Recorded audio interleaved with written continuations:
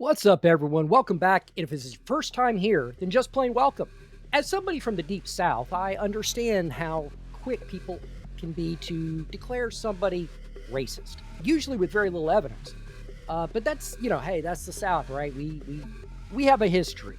But Connecticut doesn't, at least not the way most people think of it. And yet, one of their senators just stood there and said one of the most racist things I've ever heard. Might not have been directly racist, such as dropping the N-bomb with the hard R at the end, but if you look at it a little bit, you'll realize just how racist it is. See, Senator Chris Murphy of Connecticut has tried to take a look at what the Democrats failed at in 2024. The fact is they got curb stomped, and now the entire party's trying to figure out how they can right the ship in time for the midterm elections in 2026, to say nothing of 2028. For Murphy, he's been looking a lot at economics and been trying to talk about an idea called economic populism. I, honest to God, don't know exactly what he means by it, but it's probably just a fancy way to say socialism. Where Murphy's really screwing up is that he has completely failed to understand that it wasn't just economics that handed Trump his second term in the White House, even if it wasn't consecutive.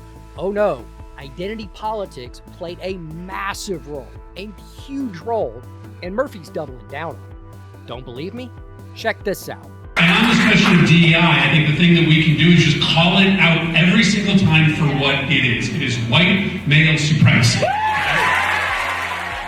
Now, I did truncate this video a little bit because I don't want to end up with a copyright strike, and, this is YouTube. They're a little trigger happy when someone issues one of those. But Murphy doubled down on X, reiterating this idea that opposition to DEI is really just white supremacy. In other words, that's his take.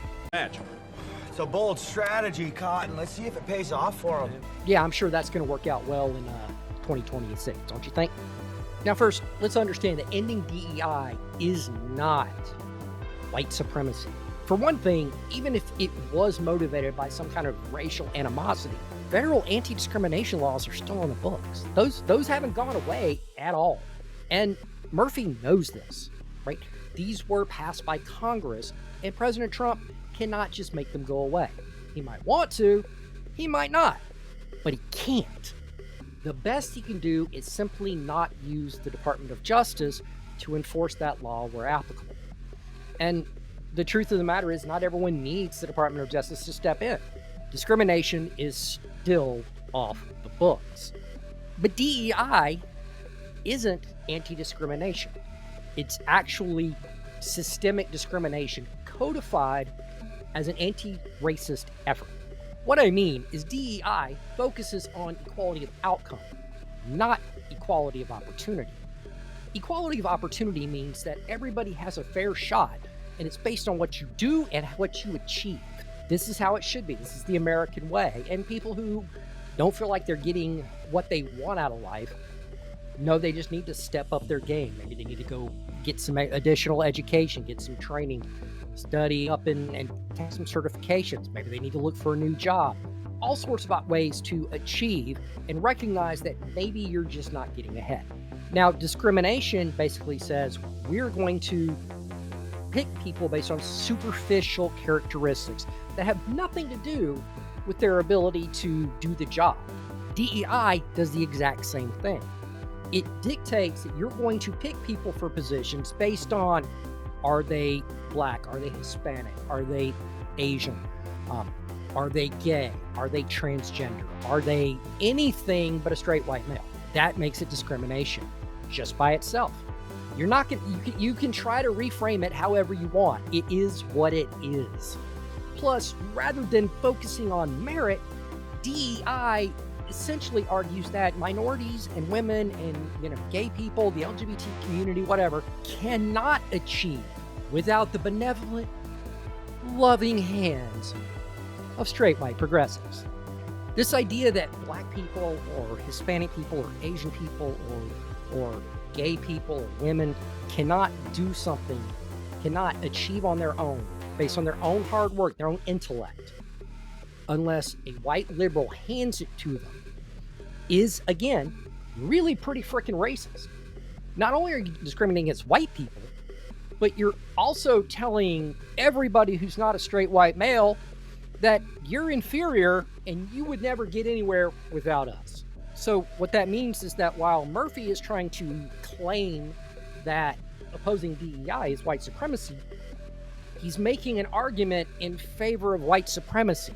Then there's another flip side of this, and that's how people who do achieve based on their own labors, unless they're straight white males, often have to somehow prove themselves more than they should have to. What I mean is that if somebody achieves, maybe they actually earned the role. In fact, I'm sure quite a lot of people who fill these roles did legitimately earn them, but they can't prove it because everyone knows what the DEI initiatives are.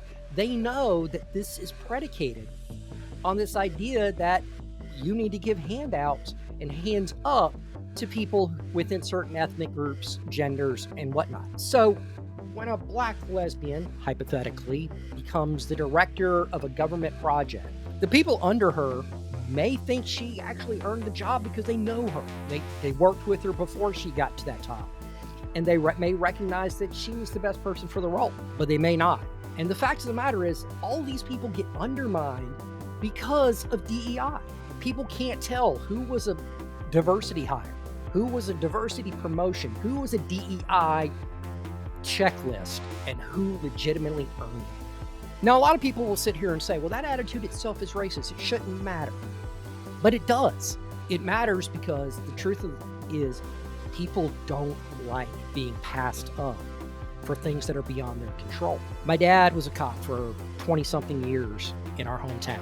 During that time, he made it to the rank of sergeant. Part of the reason he never got any higher was because he was a bit of a smartass, something I'm gladly inherited from him.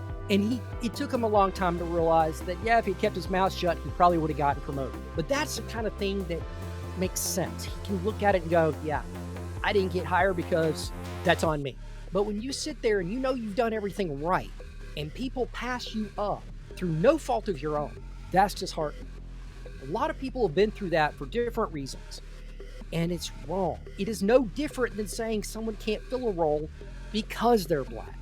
I'm sorry, there's just nothing about that that's right. But Democrats are still trying to push this identity politics, and they're doubling down on it. And you know who's really going to be thankful for this? Republicans in 2026. I want to know what you think. Do you think Murphy has a point? Is opposition to DEI really white supremacy? Or is it the other way around? Is opposing DEI opposing racist policies that completely eschew merit? Or do you fall somewhere in between? I want to know. Put it down in the comments down below. While you're down there, do me a favor. Hit that like button. Hit the subscribe button. Hit that notification bell because I've got a lot of stuff coming up. And, you know, as you can tell, this is a small channel. I need literally all the help I can get. So why don't you give me that helping hand? I would appreciate it. And on that note, I will see you all in the next video.